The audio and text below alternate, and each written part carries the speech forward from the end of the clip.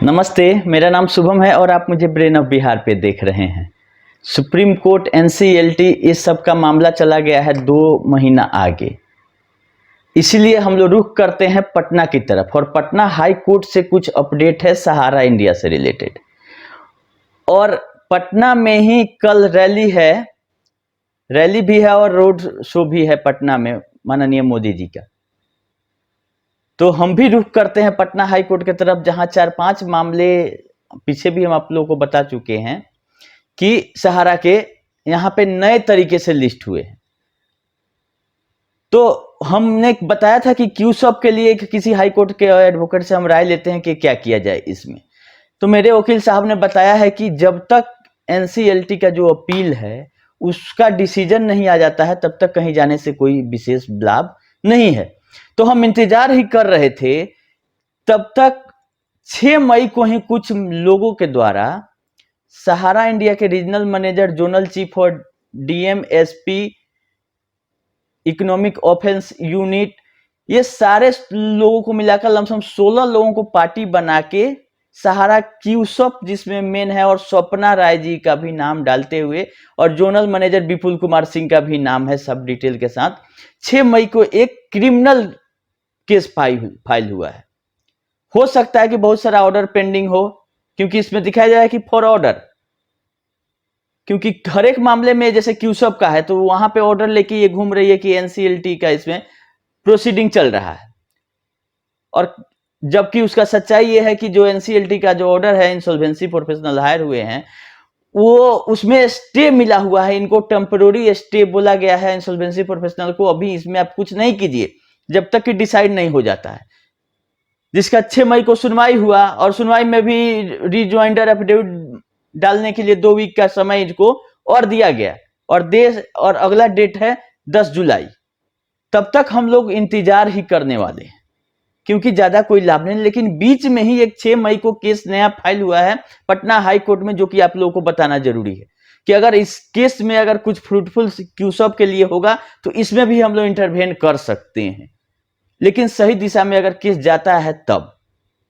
क्योंकि इसमें सहारा India private limited करके चेयरमैन डीके श्रीवास्तव लिखा हुआ है, जो कि नहीं लिखा रहना चाहिए। अब किस हिसाब से उसके एडवोकेट साहब लिखे हैं, क्योंकि सहारा इंडिया प्राइवेट लिमिटेड नाम की कोई कंपनी नहीं है।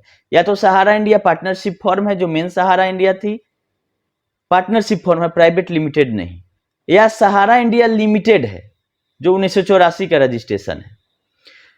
लेकिन नाम डाला गया है तो कुछ ना कुछ एविडेंस उनके पास होगा जिससे उसको भी पार्टी बनाया गया है। हाँ, सोसाइटियों को पार्टी नहीं बनाया गया है इस पटना हाईकोर्ट वाले नए केस में।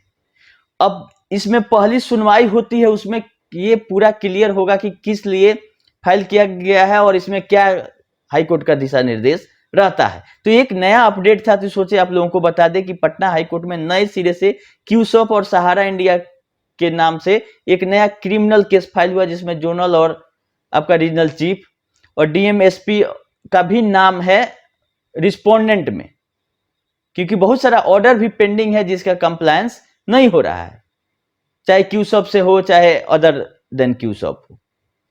तो देखने वाली बात है कि इसमें क्या अपडेट आता।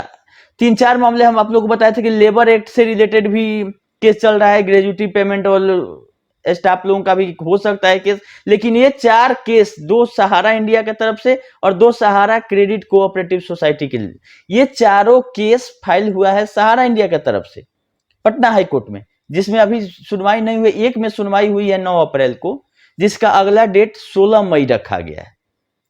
तो ये सहारा इंडिया क्या रिलीफ चाहती है हाई कोर्ट से, ये समझ में नहीं आ रहा है अभी फिलहाल।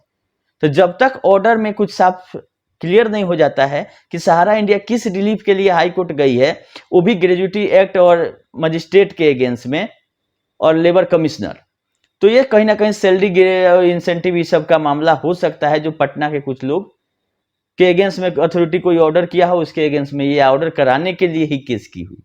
तो 2 क्रेडिट कोऑपरेटिव सोसाइटी और 2 सहारा इंडिया, लमसम ये 4 मामले सहारा की तरफ से फाइल है और एक मामला पब्लिक की तरफ से फाइल है, जो उसमें क्यूसॉप और स्वप्ना राय और सहारा इंडिया प्राइवेट लिमिटेड करके पार्टी बनाया गया है। ये है पटना हाई कोर्ट से अपडेट। एनसीएलटी का मैटर जुलाई में है और सुप्रीम कोर्ट सितंबर में है। तो उधर अभी हम लोग कुछ नहीं अपडेट देंगे क्योंकि कुछ आने वाला ही नहीं है, तो कहां से अपडेट देंगे। इस केस में जैसे जैसे कुछ होगा हम आप लोग करते रहेंगे। लेकिन इसमें कल जो मोदी जी आ रहे हैं, इसमें एक बहुत ही रोचक चीज हो रहा है पटना में। काफी भव्य तरीके से आयोजन का यहाँ पे चल रहा है सब व्यवस्था। इसी क्रम में हमने देखा कि इतना दिन से हम लोग अपना जान जोखिम में डाल के पटना में के सड़कों पे घूमते थे। तो ऐसा क्यों कह रहे हैं हम? क्योंकि जितने रास्ते से अगर गुजरेंगे मोदी जी, उस रास्ते का जो ओपन वायर था बिजली वाला, उसको चेंज करके कवर वायर में बदल दिया गया है पिछले 3-4 दिन में।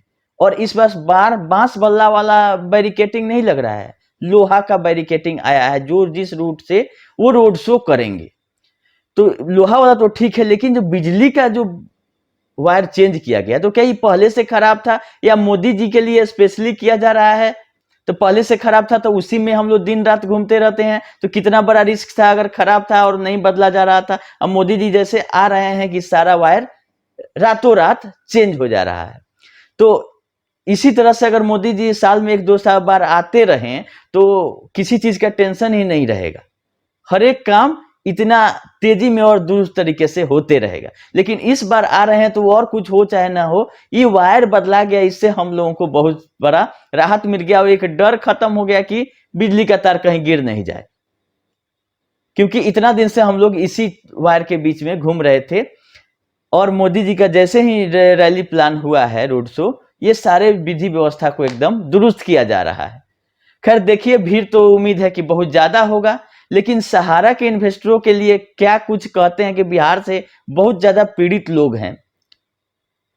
अगर कहीं पे भी 2 लाइन बोल दे, मुजफ्फरपुर में भी है, यहां भी है, तो ये लोगों के लिए बहुत बड़ी राहत हो सकती है। क्योंकि जो एक लेटर वायरल हुआ था सहारा की तरफ से, जिसमें 2 राहत लोगों को लगा कि मिल जाएगा, लेकिन वो लेटर अभी ठंडे बस्ते में ही हमको लग रहा है कि पड़ा हुआ है, या ऑथेंटिक था कि नहीं था। 25 अप्रैल को ही लेटर आया था कि 10,000 तक का भुगतान सहारा के वेरिफिकेशन से हो जाएगा, सीआरसीएस रोक नहीं लगाएगी, और 5 लाख तक का रीसबमिशन होगा। दोनों में से कुछ नहीं पोर्टल पे हुआ, जैसे का तैसा स्थिति अभी बना हुआ है। लोग इंतजार कर रहे हैं कि 3rd फेज कब शुरू होगा। हम भी कर रहे हैं, क्योंकि भुगतान जो भी मिलना है मिलते रहे। पैसा तो रखा हुआ है, कमी है तो केवल सिस्टम की।